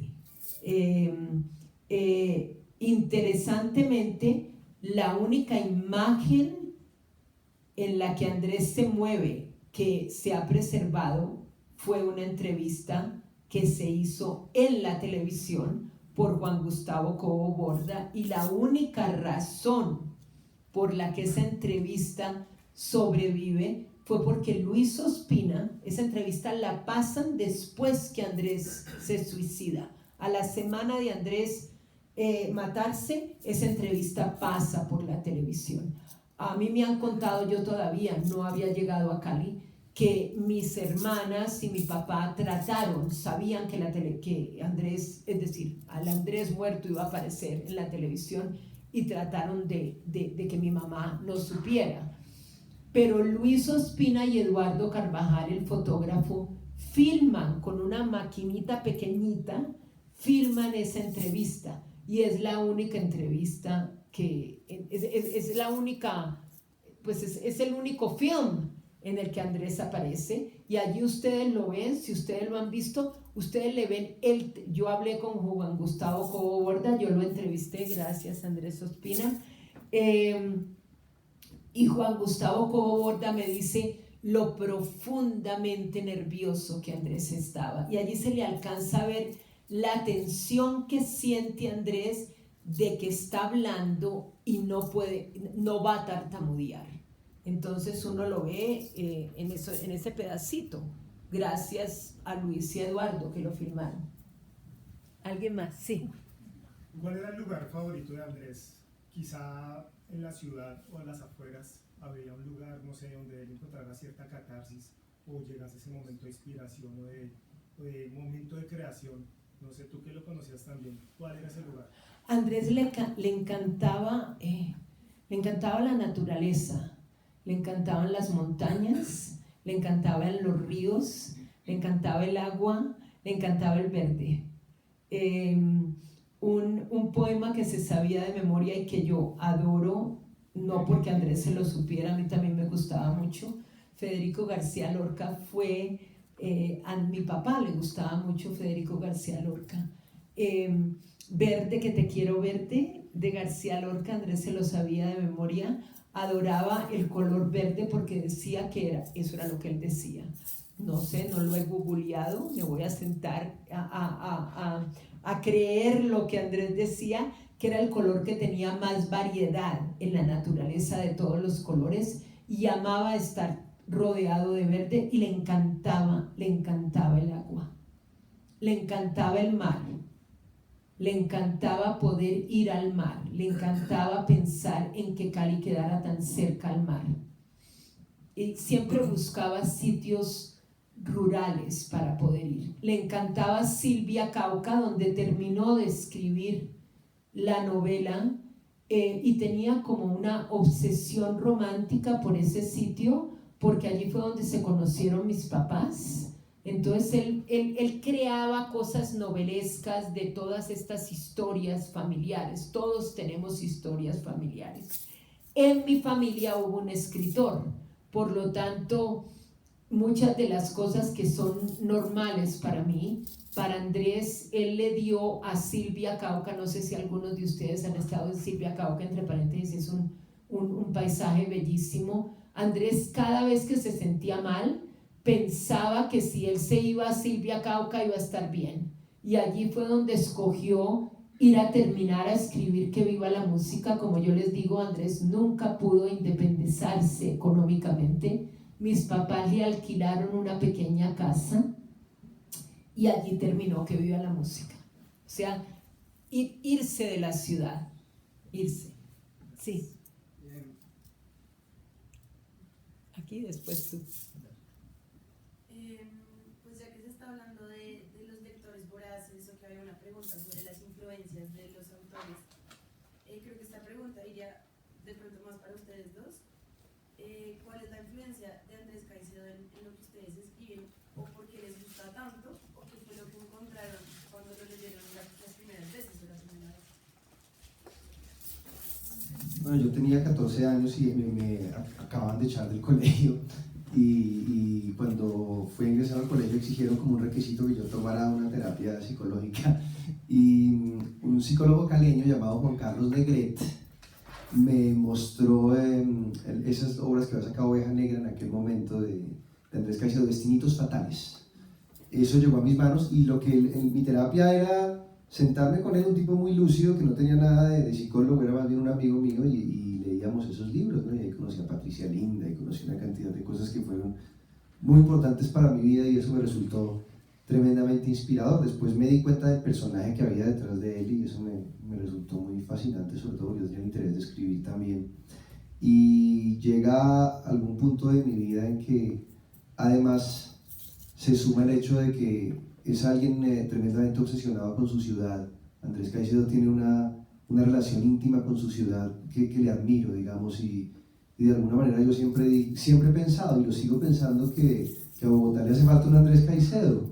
Y pues bueno, sin el ánimo de querer yo ser el Andrés Caicedo bogotano, que no cuento con esos talentos, ni soy un superdotado como él, pues sí constituye una inspiración para mí. Alguien que hace de su ciudad, o que lleva a su ciudad a un plano de imaginación y de fantasía y de delirio tan grande como Andrés Caicedo. Entonces, en ese sentido, para mí como autor y como lector, ha sido una influencia tremendamente inspiradora, y además porque me siento un poco marginal al igual que él, ¿no? O sea, siento que de alguna forma uno, y de ahí venía mi primera pregunta a Rosario, un poco el tema de la censura, cómo te arrinconan en muchos sentidos, y creo que Andrés Caicedo ha sido una inspiración para muchos que en algún momento hemos sentido el peso de la marginalidad que implica vivir en un país como el nuestro. Yo conocí a Andrés Caicedo también a través del mismo libro, Destinitos Fatales, porque esa fue una colección maravillosa, pésimamente editada, que hizo La Oveja Negra, que en los años, eso fue con el año 87 tal vez, ¿no? 86, más o menos, ya no me acuerdo. 87. Hicieron una colección de literatura colombiana, y esos libros costaban como 115 pesos y lo vendían en todas partes. Pues yo me acuerdo que mi mamá me los compraba en Cafam. Entonces el tomo de Caicedo se agotó en Cafam, y yo fui a comprarlo a la calle 19 en alguna librería de estas que existía entre la 10ª y la 7ª librería de libros usados, de las latas azules, que era al costado sur de la 19. Y también, a raíz de conocer este libro, pues, obviamente para el joven lector atormentado que pudiera ser yo en esa época, me obsesionó, y comencé a buscarlo, y supe que era el autor. No tenía ni idea de que iba la música, porque en esa época de Andrés Caicedo no se hablaba en el colegio, o sea, no estaba en el pensum académico de lecturas.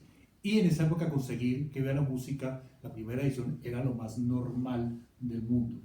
Y pues creo que el primer acercamiento que tuve fue por la manera desenfadada de escribir un joven que escribía sobre jóvenes, que a pesar de haberse muerto casi 20 años, no, 10 años antes de 77, 87, sí, 10 años antes de de que este joven que fui en esa época lo leyera, me seguía hablando, me seguía comunicando.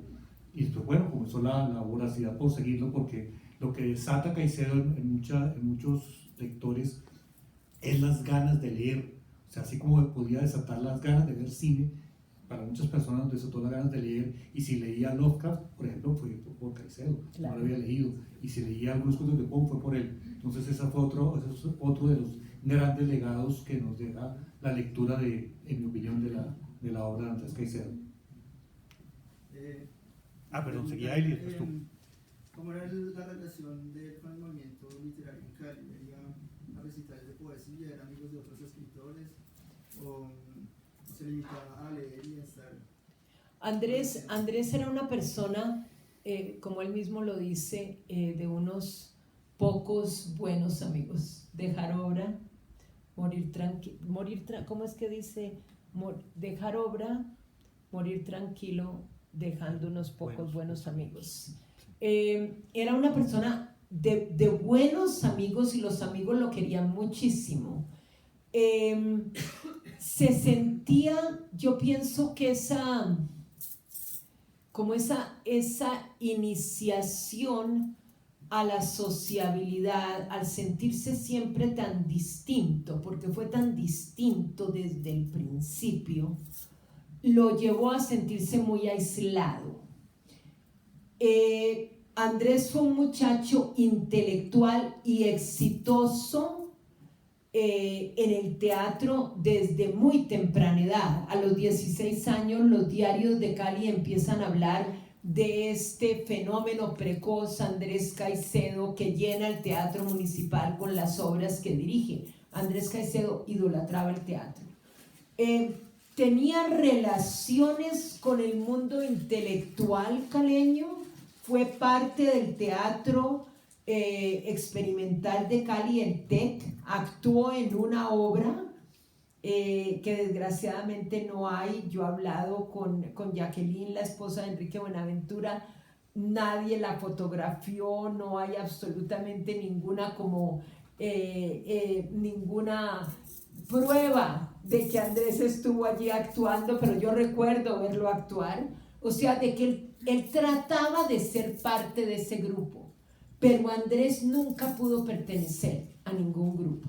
O sea, él siempre se sentía como perseguido, muy, muy susceptible a las críticas, muy susceptible, pero trataba y las relaciones las terminaba en una forma abrupta, pero no era un recluso, me explico, no era una persona que se quedaba en la casa sin ver a nadie ni nada. Siempre tenía amigos y amigos intelectuales. Sí. Pues primero que te agradezco, yo soy de Popayán y pues todas mis vacaciones eran en Cali y el Parque del Perro y el Teatro San Fernando y el Teatro Calima. Entonces todo esto que tú cuentas es muy familiar y los libros, pues subir en el atravesado Puerto, subir al Cerro de las Tres Cruces con Cristo Reyes, es una cosa muy bonita. Pero yo veo que la influencia era mucho del rock, pero la salsa él también la menciona, ¿no? El concierto de Richie Ray. Pero claro. ¿Cómo fue el tema también con la salsa? Bueno, para las personas que han leído Viva la Música, allí ustedes ven esa transformación de María del Carmen Huerta, la exalumna de mi plantel.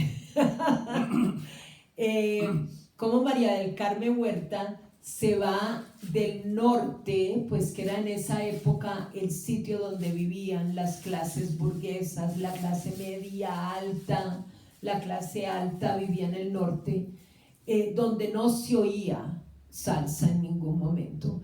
Hago una aclaración y aquí a lo mejor mucha gente me va a decir, o los expertos en salsa me van a decir que no estoy en lo cierto, pero pues este es mi testimonio. En la Cali de mi Cali, o sea, 50, 60, 70, en el grupo de la clase media, Cali, la capital de la salsa, no era esa Cali, ¿ok? Cuando yo oigo a la gente hablar, Cali siempre fue la capital de la salsa, en ningún momento fue la capital de la salsa. Yo no crecí en la capital de la salsa. La salsa era la música afro, así era como se la llamaban, bueno, ni siquiera afro, porque pues se la llamaba la música de los negros en una forma racista, la música de los marihuaneros, la música que venía de Buenaventura, la música que no se oía en familias, en las casas de las familias decentes. O sea, así es como la salsa se ve cuando yo estaba creciendo. Yo encontré la salsa a través de los discos que Andrés traía. No me pregunten de dónde los traía, los de Richie Ray, los de Bobby Cruz, que para mí fueron un descubrimiento maravilloso y extraordinario, pero esa no era, la Cali mía no era la capital de la salsa. Lo extraordinario del libro de Que Viva la Música a mí me gusta.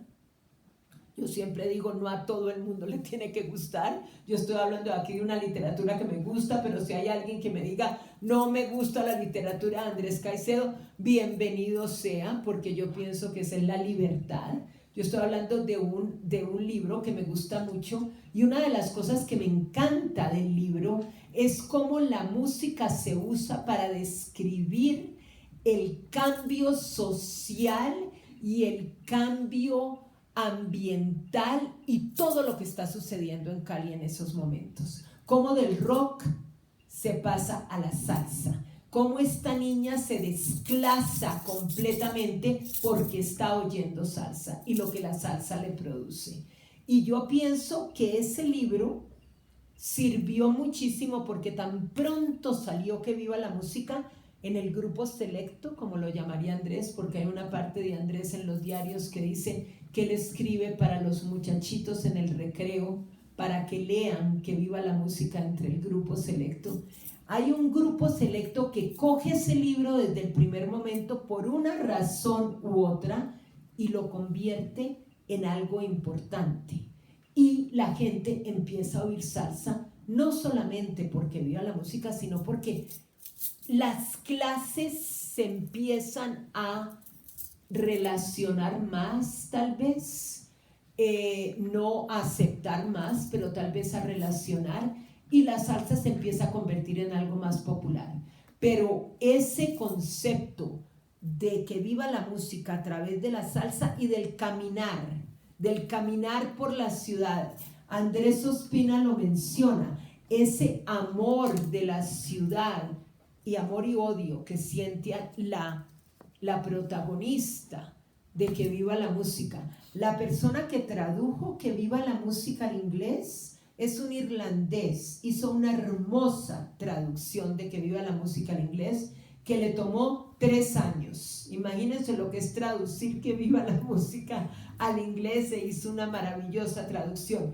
Frank Wynne, que es de Irlanda, la tierra del autor adorado por Andrés Caicedo, James Joyce, dice que él no es que vaya a comparar a Andrés Caicedo con James Joyce, pero que lo que hace Andrés de la descripción de andar por la ciudad, como él lo pone de arriba abajo, de izquierda a derecha, como titula un cuento, es muy similar a lo que describe Joyce en la vida de un carácter en Ulises en un solo día en Dublín.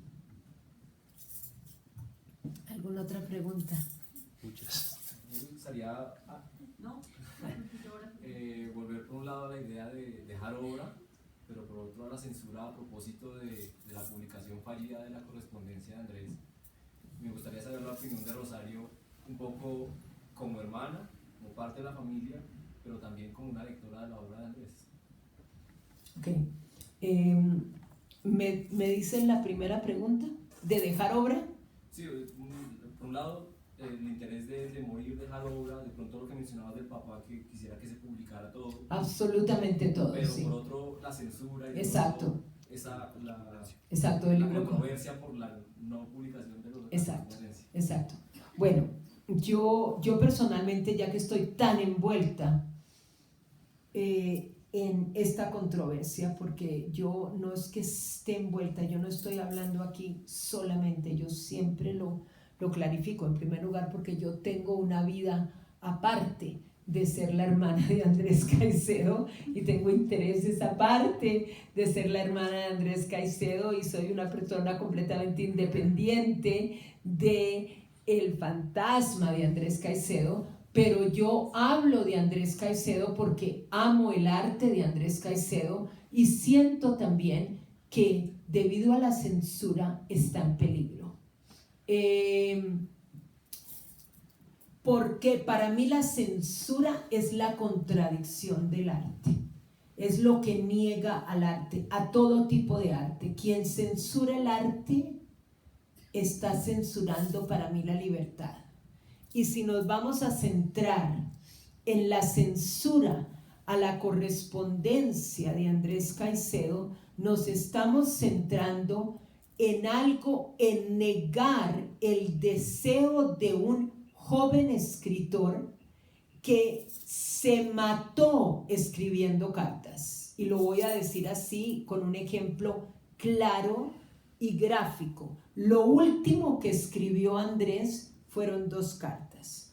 Una a Patricia y otra, que fue la que se encontró en el rodillo de la máquina de escribir, a Miguel Marías, un crítico de cine muy famoso aquí, hermano del famoso Javier Marías, del escritor español, que Andrés nunca conoció, pero que tuvo una correspondencia epistolar por muchos años, crítico de cine. Andrés le escribe la carta a Patricia e inmediatamente pone otra hoja de papel y escribe una carta a Miguel Marías. Cuando mis papás entran al apartamento, esa es la carta que está en el rodillo. O sea, este es un hombre, un joven hombre que muere escribiendo cartas y que se pasa la vida escribiendo cartas. Aparte de escribir libros, escribía cartas. Y en las cartas de todo autor hay arte. No hay escritor que escriba como si fuera escribir pues la lista que uno hace para ir al mercado. Los escritores le paran atención a las palabras. Andrés escribió sus cartas y describe las cartas en una carta a Miguel Marías. No me acuerdo exactamente cómo lo dice, pero lo dice algo así: basado en tu consejo, vuelvo a retomar el género epistolar, que será el género que cuando yo me muera encontrarán las personas algo de lo mejor que yo he escrito. Eso es muy claro, que para Andrés el género epistolar era profundamente importante. En una carta a Jaime Manrique le dice, Andrés hacía copias de todo lo que escribía. Ustedes no se recuerdan de esto, la gran mayoría de ustedes, pero hay unos que sí, de un papel carbón que uno ponía en la máquina de escribir para que hubiera una copia de lo que uno estaba escribiendo. Andrés hacía copia de absolutamente todo. Él lo tenía muy claro, que el tiempo estaba contado y que él iba a dejar obra. Y en las cartas, ¿por qué sobreviven las cartas? Porque Andrés dejó copias de todas esas cartas, de la gran mayoría. Sobreviven en estos momentos 200 cartas, que son las que no solamente yo, como una defensora del arte, no solamente una defensora de Andrés Caicedo, sino una defensora del arte y una defensora de un muchacho que yo no diría dio su vida, pero amó escribir y amó escribir cartas, desearía que se publicaran, porque leyendo las cartas de Andrés uno ve básicamente el desarrollo de él como escritor y como artista. Para las personas que están interesadas en Andrés Caicedo como escritor y como artista, sería muy interesante leer esas cartas. Y que se censuren, para mí se está censurando el arte. es ¿cuál es la excusa? Una de las excusas que han dado los herederos mayoritarios de Andrés Caicedo es que las cartas no son consideradas un legado literario. Bueno, si eso es cierto, tendríamos que sacar de las bibliotecas universales miles de libros, porque hay miles de libros de cartas de escritores. ¿Qué tal pues que le hubiera dado a alguien por quemar las cartas o por simplemente botar las cartas de Sor Juana Inés de la Cruz, porque pues se las había escrito al obispo y era algo que no era un legado literario? ¿O por qué vamos nosotros a leer las cartas de Gabriel García Márquez, por ejemplo? La felicidad que yo sentí de pensar que su familia había dejado todas las cartas para ser digitalizadas y para que nosotros las pudiéramos leer en internet. Entonces esa es la batalla, es una batalla a favor del arte. ¿Alguien más? Ya que habla un poco de Gabriel García Márquez, se habla mucho de esa, también la crítica cinematográfica de la literatura, se habla mucho que no ha habido una adaptación cinematográfica que dé la talla. Lo mismo yo siento que ha pasado con la obra de Andrés, que no ha habido una adaptación cinematográfica que dé la talla. ¿Usted cree que pueda pasar en algún momento? ¿En qué estado está en eso? ¿Hay unos derechos tal vez vendidos para adaptar otras obras al cine? Por ejemplo, ¿qué piensa usted de la adaptación de Que Viva la Música? Bueno, yo escribí una crítica sobre Que Viva la Música que fue bastante negativa. Yo pensé que allí no se ve Que Viva la Música, pero ese es mi punto de vista, ¿ok? Bueno, no es exactamente mi punto de vista, porque la película es una de las pocas películas en las que los críticos de cine y los espectadores coinciden, porque generalmente eso no pasa en el cine. Cuando hay una película maravillosa, a los espectadores no les gusta. Aquí el espectador y la gran mayoría de los críticos de cine en Colombia detestaron Que Viva la Música, la detestaron con todo su corazón. Por lo tanto, yo pienso que fue un fallo total, si me lo preguntan a mí. Yo me opuse profundamente a la adaptación, pero pues la mayoría gana. Muchas veces eso no quiere decir que tenga la razón, pero la mayoría gana. Que haya en estos momentos algún tipo de negociación con poner alguna obra de Andrés Caicedo al cine, no. Y yo pienso que sería supremamente difícil, pero eso es mi punto de vista. O sea, básicamente usted no está como de acuerdo en que se adapten más obras de Andrés al cine. Yo no puedo ser tan supremamente totalitaria. Por ejemplo, se hizo una bella adaptación de un cuento de Andrés Caicedo que se llama Lulita que no quiere abrir la puerta. Un muchacho colombiano que estudió cine en Argentina hizo una bellísima adaptación de ese cuento. ¿Los amantes de Susie Bloom? Los amantes de Susie Bloom, que fue uno de los guiones que Andrés Caicedo llevó a Hollywood, no un guión un guión de terror en cierta forma, pero un western. Eso fue muy bien hecho porque era una obra que estaba, que lo hicieron en forma gráfica, como un tipo de cómic, y fue supremamente bueno. Aparte de eso no ha habido más, ha habido muchos documentales sobre Andrés, hechos por Luis Ospina, por Jorge Navas. Cali Calabozo, que hizo Jorge Navas en 1997, es extraordinario, pero ya es distinta la obra de Andrés, ¿no? Ya es la visión de Andrés en una minificción o ficción o documental. ¿Alguna otra pregunta? Sí. Okay. Ya respondiste en una parte de lo que te voy a preguntar, pero ¿cuál fue como la relación de Andrés Caicedo con las emociones, con los sentimientos, o sea, con el entorno familiar? Pues, por lo que percibo, tú fuiste fundamental en la vida de tu hermano. pero eran otros hermanos y otras hermanas, y bueno, y los que murieron, ¿cierto? Y el grupo como de amigos y su parte afectiva, digamos, ¿cómo fue Andrés Caicedo en esa parte? Mira, desde el punto de vista familiar, como en todas las familias, y aquí yo por eso digo yo, uno no critica a una familia porque hable de conflictos, porque ¿qué puede ser más conflictivo que una familia? ¿Me entiendes? Yo toda la vida digo que una de las grandes fuentes de arte es el núcleo familiar. Yo pienso que si hay algo que han dado las familias, son artistas, y los artistas se han dado porque entran dentro de un núcleo familiar y examinan ese núcleo familiar. ¿Cuál fue la relación de Andrés con la familia? Fue una relación profundamente conflictiva desde el principio. Con mi papá ya lo he expresado.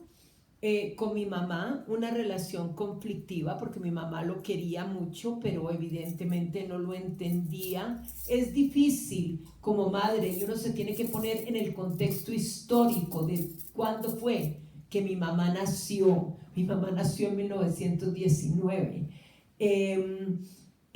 Con Andrés era una persona profundamente solitaria dentro del grupo familiar. Una persona que se hacía a un lado dentro del grupo familiar y que no encajaba, y él era muy consciente de eso. Entonces buscaba amigos en otras partes porque era amiguero. Eso es algo que es muy importante resaltar. Andrés era una persona sociable dentro de un pequeño círculo. Cuando uno habla con los amigos de bachillerato, ellos te cuentan de cómo Andrés era una persona sociable, no sociable, una persona a la que las otras personas querían, un selecto grupo de amigos. Eso sucede muchísimo. Uno es una cosa dentro de la familia y uno es otra cosa afuera. Por lo tanto, él no estaba siendo distinto. Con respecto a los hermanos muertos, es supremamente interesante que nosotros, siendo tan supremamente cercanos, y esos hermanos muertos estaban presentes siempre en el modus operandi de la familia, Andrés nunca habló de ellos, es decir, de tú a tú, a mí, por ejemplo. Pero si ustedes se leen uno de los guiones cinematográficos que él lleva a Hollywood, basado en una historia de Lovecraft, se habla de una mujer que tiene un hijo anormal, y es como describiendo punto por punto lo que fue Pachito, Francisco José, el que yo les digo de la espina bífida, el niño de la cabeza grande que nunca habló, que nunca caminó. O sea, Andrés lo tenía muy presente, muy presente. Con respecto a relaciones afectivas, Andrés estaba interesado profundamente, tuvo una relación profundamente apasionada con su novia, que tuvo hasta el final, Patricia Restrepo, y tuvo también relaciones afectivas con hombres.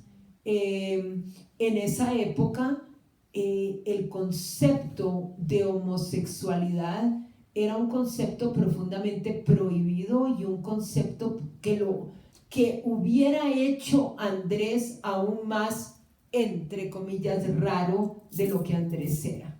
Por lo tanto, no era una persona abierta con respecto a eso. ¿Alguien más?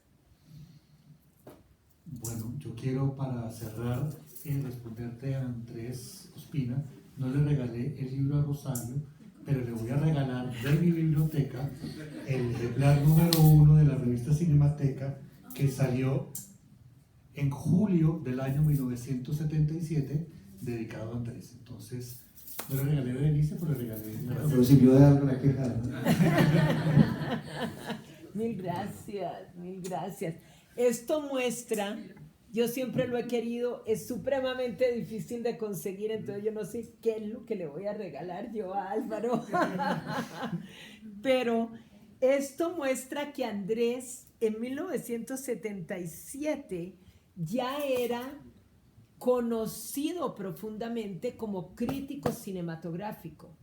Y cuando Andrés se suicida, a Luis Ospina siempre por alguna razón esto le causa risa, porque él dice que es la primera vez que ha oído, pues aparece en el periódico, creo que fue en El Tiempo, el mismo día, un titular que dice: se suicida crítico de cine. Y Andrés y Luis, que tiene un sentido de humor negro maravilloso, dice: es la única vez que yo he oído que alguien dice se suicida crítico de cine o muere crítico de cine o algo. O sea, él se lo conocía muchísimo por las críticas cinematográficas. Les quiero agradecer muchísimo el tiempo en que ustedes me han brindado a mí, verdaderamente. Y que nos han brindado a nosotros. Y les quiero decir que es un agradecimiento profundo el pensar en que 42 años después, Andrés Caicedo continúa tan vivo literariamente, ¿no? Es decir, para mí es hermoso ver, y esto es un testimonio a la buena literatura, a lo que sucede con un buen autor o con una buena autora, que el paso del tiempo los hace importante y que se siguen leyendo. Es decir, cómo uno aprecia una buena literatura cuando uno dice: Jesús, han pasado 50 años. Yo me he encontrado con personas que vienen y que son de diversas generaciones. El papá viene con la hija, ¿me entiendes? Y me dice: yo leí esto y mi hija está leyendo esto. Me imagino que ustedes... Es algo hermoso ver que son generaciones que pueden identificarse con la literatura, porque eso es lo que hace la buena literatura.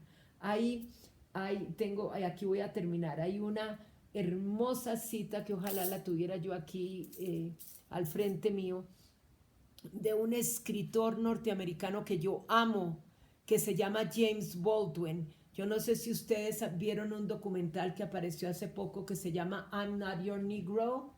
Yo no soy un negro, yo no soy su negro. Ese es James Baldwin. James Baldwin, que era gay, abiertamente gay en la década del 50, que se tiene que ir de Estados Unidos no solamente por ser negro, pero por ser gay y ser abiertamente gay, habla del proceso de escritura y de lo que hace a una persona leer.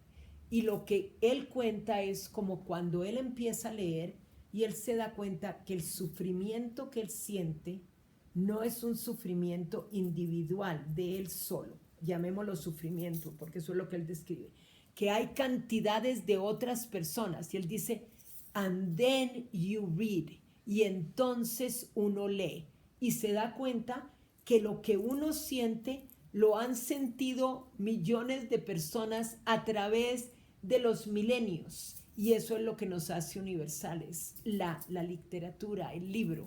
O sea que me siento feliz de hablar con escritores y de hablar de libros con ustedes. Les agradezco muchísimo. Mil gracias.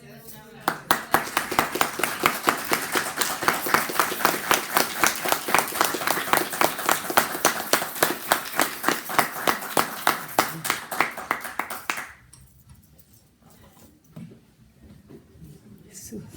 Despídense. ¿Ah? Dios. Adiós.